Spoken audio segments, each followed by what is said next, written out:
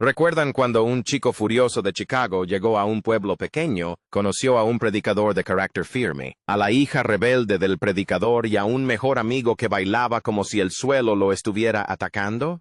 Pues bien, Footloose nos regaló a Kevin Bacon como Ren McCormick, Laurie Singer como Ariel Moore, John Lithgow como el reverendo Shaw Moore y Chris Penn como Willard en una película que, de alguna manera, convirtió la frustración adolescente, las intrigas de la iglesia, los tractores y las acrobacias en almacenes en pura magia de los años 80.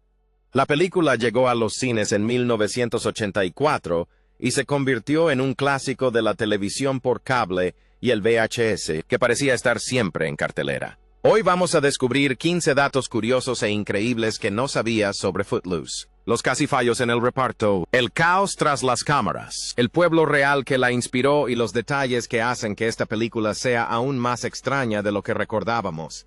El director que destruyó un estudio casi dirige Footloose. En 1980, la película Heaven's Gate fue un fracaso rotundo, un fracaso absoluto.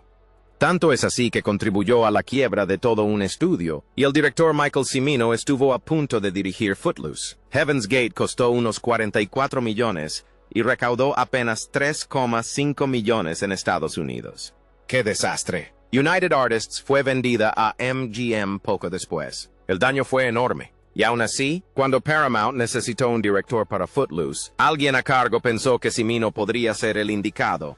Así que Paramount incluyó cláusulas de protección en su contrato para mantener el presupuesto bajo control, pero no funcionó. Cimino odiaba el guión y quería reescribirlo por entre $200,000 y $250,000 adicionales. El productor Craig Zadan declaró posteriormente que la versión de Cimino era mucho más oscura que el entretenimiento comercial que los productores tenían en mente. Dean Pitchford recordó que Cimino insistía en escenarios más grandes y grandiosos, justo el tipo de cosas que inquietaban al estudio tras el fiasco de Heaven's Gate. Herbert Ross, conocido por dirigir películas que el público realmente quería ver, intervino cuando su otro proyecto se pospuso, y esa versión se convirtió en el Footloose que conocemos. Esta película estuvo a punto de convertirse, por una mala decisión del estudio, en una sombría reflexión de cine de autor sobre la represión en los pueblos pequeños, en lugar del fenómeno de taquilla en el que se convirtió, el pueblo real donde estaba prohibido bailar. Ahora bien, Footloose no se inventó la trama de la nada. Existió un pequeño pueblo con una prohibición real de bailar. Ni bailes de graduación, ni fiestas escolares. Nada. Se llama Elmore City, Oklahoma, y la prohibición de bailar en público se remonta a alrededor de 1898, antes incluso de que Oklahoma fuera estado. Se creía que bailar llevaba a beber, beber a divertirse, y divertirse a toda costa, algo que la comunidad no quería. Se predicaba desde el púlpito, estaba arraigado en la cultura local y se aplicaba con tanta severidad que incluso los movimientos que se parecían al baile estaban prohibidos en las escuelas. Durante más de 80 años, simplemente no estaba permitido. Y entonces, en 1980, un grupo de estudiantes de secundaria decidió que ya era suficiente. Acudieron directamente al consejo escolar y exigieron el derecho a celebrar un baile de graduación. No fue exactamente una rebelión con orcas, pero en Elmore City, esto era básicamente la trama de Footloose desarrollándose en tiempo real. Tras mucho debate y serias preocupaciones sobre las posibles consecuencias del baile, el pueblo finalmente lo aprobó con una condición: nada de bailes sugerentes. De acuerdo. Así que la película se inspiró directamente en la vida real. ¿Y lo más sorprendente? Un pequeño artículo del Los Angeles Times sobre el levantamiento de la prohibición en Elmore City fue lo que inspiró al guionista Dean Pitchford a escribir Footloose. El tipo que escribió todas las letras. Dean Pitchford escribió el guión y luego las letras de todas las canciones originales de la banda sonora. Así es. Footloose, Let's Hear It for the Boys, Holding Out for a Hero, Almost Paradise, las 9 canciones. Y son geniales. Compositores y intérpretes diferentes, pero un letrista que lo tiene todo unido. Y eso fue intencional. Pitchford ha dicho que sentía que las voces de la banda sonora debían ser una extensión de los personajes de la película. El cantante de Footloose tenía que reflejar la voz interior de Ren. Las canciones debían contar la misma historia que el guión. Y la única manera de garantizarlo era escribirlo todo él mismo. Así no es como suele funcionar Hollywood, ¿verdad? Hay guionistas que escriben guiones y letristas que escriben canciones. Así que, mantener ambos trabajos en las mismas manos a lo largo de 9 canciones y un largometraje completo es algo que suena agotador solo de leerlo, pero también es la razón por la que la película se siente tan coherente. La música y la historia no solo son compatibles, sino que hablan el mismo idioma porque, bueno, provienen de la misma persona. La película originalmente se llamaba Cheek to Cheek. Claro que ahora Footloose suena como el título perfecto, pero al principio, la película circulaba con un nombre mucho menos rebelde, Cheek to Cheek. Si eso suena menos a un drama adolescente desafiante, y más a una canción con la que tus abuelos bailaban lento, no te equivocas. De hecho, esa es la idea. El guionista Dean Pitchford ha declarado que lo eligió como título provisional, algo tan intencionadamente malo que nadie en el estudio se enamoraría de él ni intentaría convertirlo en definitivo. Era un título de relleno, un señuelo, inspirado en un clásico de Irving Berlin que no tenía absolutamente nada que ver con adolescentes enfadados ni con la rebeldía de un pueblo pequeño.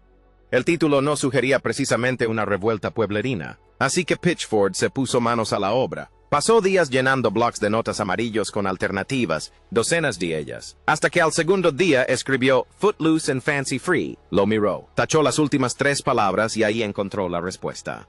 La incluyó en Footloose, no por un profundo significado simbólico, sino porque quedaba bien en una valla publicitaria y se vendería sola desde la otra acera. Y unos 3 meses antes de que comenzara el rodaje, cuando Paramount escuchó a Kenny Loggins grabar la canción principal, la decisión quedó tomada. El reparto de Footloose estuvo a punto de ser completamente diferente. Fue como un juego de sillas musicales al estilo de Hollywood, y casi nadie terminó en el lugar que se esperaba. Antes de que Kevin Bacon consiguiera el papel de Ren, Tom Cruise era la primera opción. A los productores les encantó lo que vieron de él en Risky Business, especialmente la escena del baile en ropa interior. Pero ya tenía un papel asegurado en All the Right Moves, así que tuvo que rechazarlo. Rob Lowe deseaba tanto ese papel que audicionó 3 veces y podría haberlo conseguido. Tenía talento para el baile, tenía buena presencia, pero al final de su última audición se lanzó a deslizarse de rodillas y se lesionó la rodilla justo delante de los productores. Y ahí se acabó todo. Y luego estaba Christopher Atkins, el de La Laguna Azul. Quien, según fuentes, fue elegido para el papel antes de presentarse a su primera reunión visiblemente con resaca. Los productores lo miraron y lo descartaron discretamente. A John Travolta le ofrecieron el papel, pero lo rechazó. Después de Fiebre del Sábado por la Noche y Grease, que lo convirtieron en la mayor estrella del baile del planeta, lo último que quería era hacer otra película de baile. Así que rechazó Footloose para buscar papeles dramáticos más intensos. En cuanto a Ariel, Madonna hizo la audición, pero Daryl Hannah rechazó el papel para hacer Splash. La lista de actrices que rechazaron o fueron consideradas para Ariel parece un anuario de Hollywood. Y en cuanto a Kevin Bacon, Herbert Ross tuvo que proyectar su película anterior, Diner, para convencer a los productores de que le dieran una oportunidad. A los 30 segundos de la prueba de cámara, ya tenía el papel. Kevin Bacon necesitaba refuerzos. Se unió al elenco de Footloose sin darse cuenta de la cantidad de baile que requería el papel. Una vez iniciada la producción, quedó claro que no se trataba de simples movimientos al ritmo de la música, sino de una coreografía completa que incluía gimnasia. Así que Bacon se entrenó a conciencia, pasó semanas trabajando con coreógrafos y practicando gimnasia sin descanso. Pero ni siquiera eso fue suficiente para la escena del almacén. Más tarde, Bacon reveló que en la escena aparecían 4 versiones suyas en pantalla. Un doble de baile, un doble de acción y 2 dobles de gimnasia. Peter Tram se encargó de los pasos de baile, Chuck Gaylord de los movimientos de gimnasia más complejos. Y Bacon estaba furioso. Más tarde lo comparó con que un lanzador abridor sea retirado del partido antes de terminar su trabajo. A nadie le gusta que le digan que no puede sacar al bateador, y aquí viene lo mejor de todo. Le dijeron que nunca mencionara al doble de baile en las entrevistas. Así que, durante años, la escena del almacén se mantuvo en la cultura popular como si fuera simplemente Kevin Bacon, pero no lo era. Eran Kevin Bacon, Peter Tram, Chuck Gaylord y otros 2 tipos con el mismo atuendo, y de alguna manera nadie se dio cuenta durante décadas. Kevin Bacon sufrió urticaria durante una escena. Si bien Footloose incluye bailes, gritos y mucha energía desenfrenada, la escena que casi lo destroza no fue física. Se trató del discurso ante el Consejo Municipal. Bacon ha confesado tener un gran miedo a hablar en público, y cuando llegó el momento de filmar a Ren suplicando por el derecho a bailar, sus nervios se agravaron tanto que le salió urticaria. No metafóricamente hablando, sino con urticaria real. La solución no fueron ejercicios de respiración, ni un entrenador personal, ni 5 minutos de tranquilidad en el tráiler. Según Bacon, el director Herbert Ross lo miró, le dio media pastilla de Valium y le dijo que se calmara. Bacon filmó la escena, la urticaria desapareció, y la película logró uno de sus momentos más emotivos.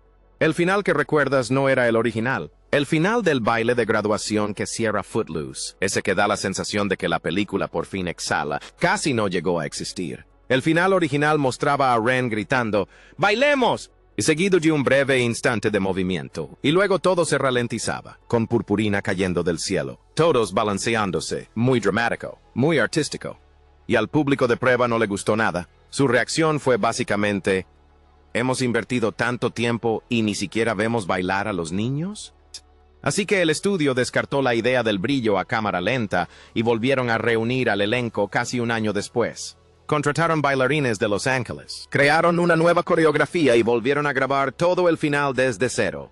La regrabación también resolvió un misterio que los fans llevaban años intrigados. ¿Por qué Sarah Jessica Parker prácticamente desaparece de la escena del baile final? Interpretó a Rusty durante toda la película y luego simplemente no está al final. Bueno, la respuesta es simple. No estaba disponible cuando volvieron un año después para regrabarla. Hoy, un pequeño paréntesis.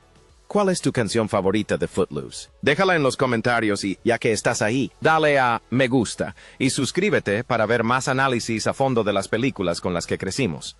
John Lithgow mintió a un ministro de verdad en nombre de la investigación. Resulta que John Lithgow se tomó su papel del reverendo Shaw Moore muy en serio, incluso con una seriedad incómoda.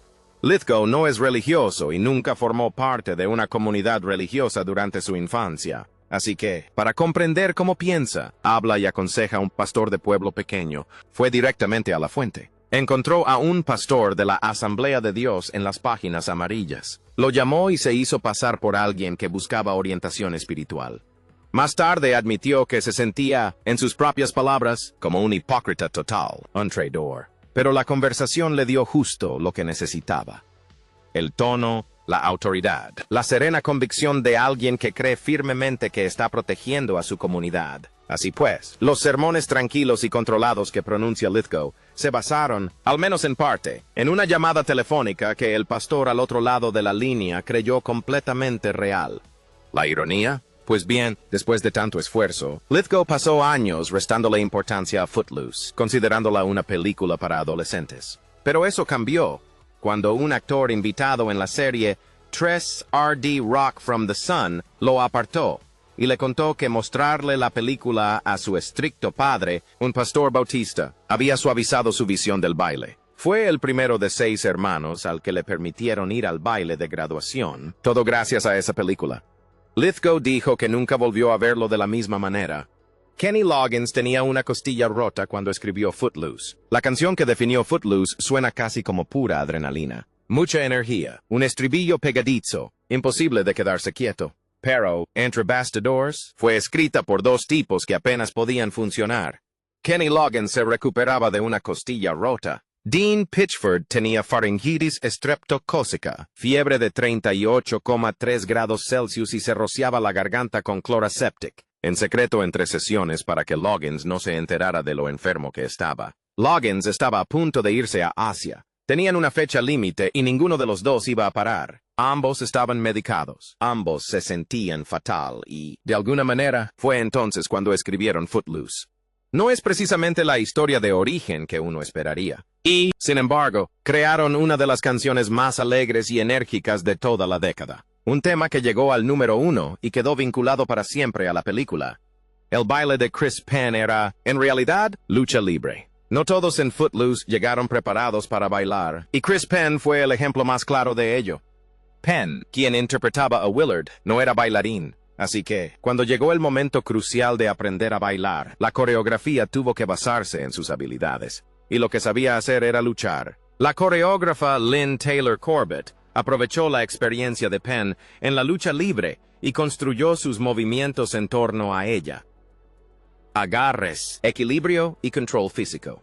Toda la escena se construyó para que pareciera un baile, aunque en realidad estuviera basada en algo completamente distinto. Y por eso su escena se siente diferente al resto de la película. No es fluida, no está pulida. Es un poco torpe, agresiva, algo caótica, y funciona a la perfección para el personaje. Willard no se convirtió de repente en un gran bailarín. Era simplemente un tipo que estaba aprendiendo sobre la marcha, usando los movimientos que tenía a su alcance. La banda sonora se hizo más popular que la película. Footloose tenía una banda sonora espectacular, una de mis favoritas, lo que hace aún más sorprendente que casi no llegara a existir. Cuando Paramount escuchó las primeras mezclas, entraron en pánico. El año anterior, la banda sonora de Flashdance había sido un éxito rotundo basada en sonidos electrónicos, y el estudio quería algo más parecido. Footloose sonaba demasiado diferente, demasiado anticuada. Se opusieron. Pitchford y su equipo se mantuvieron firmes. Columbia Records escuchó las mismas mezclas preliminares e inmediatamente supo que tenían algo especial. Claro que Columbia tenía razón. Y Paramount estaba muy equivocada. La banda sonora destronó a Thriller de Michael Jackson del primer puesto en la lista de álbumes de Billboard y se mantuvo en la cima durante 10 semanas. Generó 6 éxitos que alcanzaron el top 40 y produjo 2 sencillos. Número 1. Footloose de Kenny Loggins y Let's Hear It for the Boy de Denise Williams. Ambas recibieron nominaciones al Oscar a la mejor canción original. A finales de 1984, el álbum había vendido más de 9 millones de copias solo en Estados Unidos. Ahora, la gente iba a ver Footloose por Kevin Bacon, el baile y la rebeldía del pueblo. Pero, en algún momento, la banda sonora dejó de ser parte de la película y se convirtió en algo completamente independiente. Footloose no se quedó en los 80. Hoy en día, la mayoría de las películas tienen su momento de gloria. Cobran su cheque y luego desaparecen discretamente en las reposiciones de la televisión por cable. Pero Footloose tenía otros planes. La película fue un éxito tan duradero que finalmente dio el salto de la pantalla a Broadway, donde el musical Footloose se estrenó en 1998 y se representó durante 709 funciones. Pitchford escribió el libreto de Broadway y colaboró en 9 canciones nuevas para la versión teatral. El hombre que plasmó Footloose en papel dedicó casi 2 décadas a asegurarse de que perdurara más allá de su propia vida. Y así fue. La historia de un pueblo que prohíbe el baile se convirtió finalmente en un musical donde el público pagaba precios de Broadway para ver a ese mismo pueblo aprender a no prohibir el baile. Algo que, pensándolo bien, es precisamente el tipo de cosas que al reverendo Moore le habrían indignado profundamente.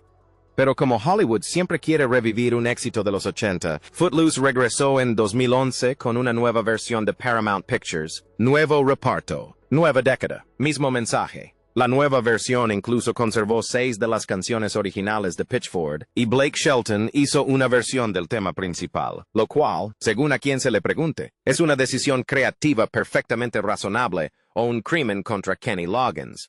Footloose se convirtió en una de esas franquicias que Hollywood rescata cada 2 décadas para ver si aún encaja. ¿Y saben qué? Todavía encaja. Kevin Bacon se infiltró en una escuela secundaria real. Antes de interpretar a un chico de Chicago que llega a una escuela de un pueblo pequeño, pensó que era mejor saber cómo se sentía realmente. Así que se inscribió de incógnito por un día en la preparatoria Provo en Utah, lo cual resulta aún más gracioso si tenemos en cuenta que tenía 24 años. El director estaba al tanto. Nadie más lo estaba. Bacon les dijo a sus compañeros que era de Filadelfia, su verdadera ciudad natal, por si acaso alguien empezaba a preguntar. Y para dar la imagen de chico de ciudad, se puso una corbata estrecha, convencido de que le daría un aire moderno y alternativo.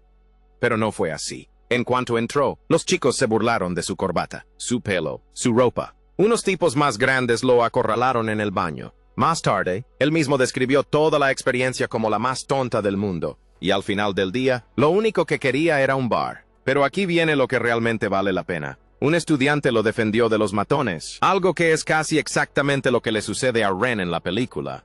Bacon dijo que ese día tuvo un efecto muy profundo en su rendimiento, y honestamente, se nota.